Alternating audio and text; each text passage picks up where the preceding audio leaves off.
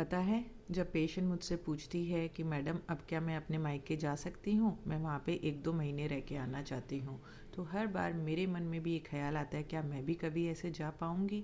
क्योंकि मेरे लिए तो अगर 2 दिन का भी सोचना पड़ जाए तो पीछे वो पेशेंट्स होते हैं जिनके इंतज़ार, जिनकी डेट और जिनकी उम्मीदें मुझसे जुड़ी हुई होती हैं। तो आज मैं निकल गई थी अपने मायके के लिए कुछ पल उनके साथ बिताने के लिए, जिन्होंने मुझे जन्म दिया, जिन्होंने मुझे डॉक्टर बनाया। यहाँ आकर जब बच्चे नानी के साथ खेलते हैं, उनकी उंगली पकड़कर हंसते हैं तो एक अलग ही सुकून मिलता है। यहाँ मेरी बेटी ने बनाया है एक टेंट हाउस और बाहर नानी को बना दिया है चौकीदार। शायद हम बहुत देर यहाँ न रह पाएं, शायद हम बहुत कुछ एक साथ ना कर पाएं, लेकिन नानू इन छोटे छोटे पलों में भी बहुत कुछ दे देने की कोशिश करते हैं। और फिर वो वक्त आ ही जाता है जब जाने की तैयारी शुरू होती है। बाबू देखो टीका नहीं निकलवाना चाहता है क्योंकि उसे भी पता है कि शायद अब विदाई होगी। यहाँ देखो बाबू को जबरदस्ती पकड़ के लाएं कि निकलवा लो टीका। उससे क्या पता कि टीका रुलाने के लिए नहीं, नानी की दुआएं साथ बांधने के लिए होता है। फिर आते हैं पल आशीर्वाद लेने वाले और बाय कहने वाले। ये पल कितने मुश्किल होते हैं, शायद मुझसे हर बेटी कनेक्ट कर सकेगी। नानू बाय करते हैं, कुछ कहते नहीं, लेकिन आंखें पूछ लेती है कि अगली मुलाकात कब होने वाली है।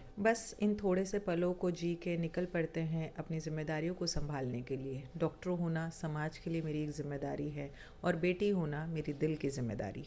तो मेरी प्यारी प्यारी सिस्टर्स, जिनको मौका मिल रहा है प्रेगनेंसी में मायके जाने का, ज़रूर जाओ। 1 महीना जितना तुम्हें टाइम मिलता है, जितना तुम्हारे लिए पॉसिबल है, उतना रह के आओ। क्योंकि प्रेगनेंसी में मायके में होना भगवान की एक नेमत है। इस दौरान माँ की छाव मिले, माँ का खाना मिले, तो इससे बच्चा और माँ दोनों मजबूत रहते हैं। इन सारे पलों को जीना ज़रूरी है, लेकिन याद रखना एक औरत के लिए इंडिपेंडेंट बनना उतना ही ज़रूरी है जितना प्यार और सहारा पाना। कुछ रिश्तों के लिए थैंक यू काफ़ी नहीं होता, लेकिन आज हम इस काबिल बने कि समाज के किसी काम आ सके, ये सिर्फ आपकी वजह से। Thank you mummy papa.